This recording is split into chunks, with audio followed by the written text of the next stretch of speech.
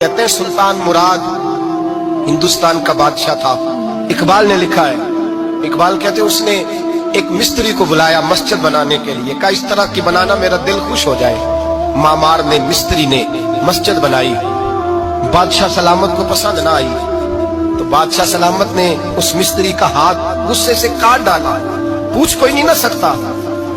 वो सीधा काजी की अदालत में कटा हुआ हाथ लेके गया और काजी के दरवाजे पे जाके कहने लगा, मैं पूछ सकता हूँ आप किसका कलमा पढ़ते हैं? पूछ सकता हूँ?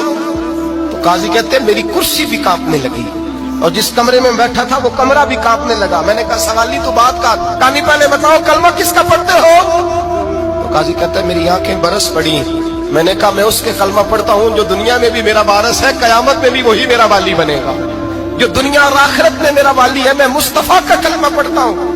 तो कहने लगे हाँ, इसलिए तुझसे ये बात कहलवाई है कि कहीं तू बादशाह का तो कलमा नहीं पढ़ता माज़अल्लाह। तू काजी अदालत में बैठा है कुर्सी पे, उसका कलमा तो नहीं पढ़ता? कहा नहीं, मैं मुस्तफा का। फिर देख मेरा हाथ कट गया है, अब तू बता कि तू बादशाह समझ के माफ करेगा या रसूलुल्लाह का दीन समझ के नाफिज करेगा? डॉक्टर इकबाल कहते हैं वो काजी ने हुक्म जारी किया कि फौरन बादशाह को बुलाया जाए। हिंदुस्तान का फरमा रवा पैगाम गया तो कांपता हुआ आया। काजी ने सामने खड़ा किया, एक तरफ बादशाह और एक तरफ वो मामूली मामार मिस्त्री काम करने वाला।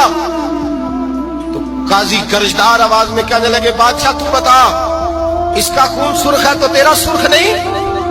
इसके बाजू पे गोश्त है तो तेरे बाजू पे नहीं? इसे दर्द होता है तो तुझे नहीं होता?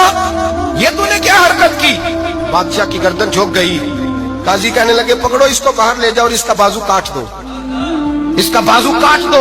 डॉक्टर इकबाल कहते हैं जहां कांप रहा था सारा कुछ, वहां खुशी के शादियाने बजने लगे। काजी कहने लगा इसका बाजू काटो और इसको बताओ अमीर गरीब का फर्क उतनी देर होता है जितनी देर बंदा मुसलमान नहीं होता, और जब कोई रसूलुल्लाह का गुलाम हो जाता फिर सारे बराबर हो जाया करते हैं। बंदाओं साहिबो मोहताज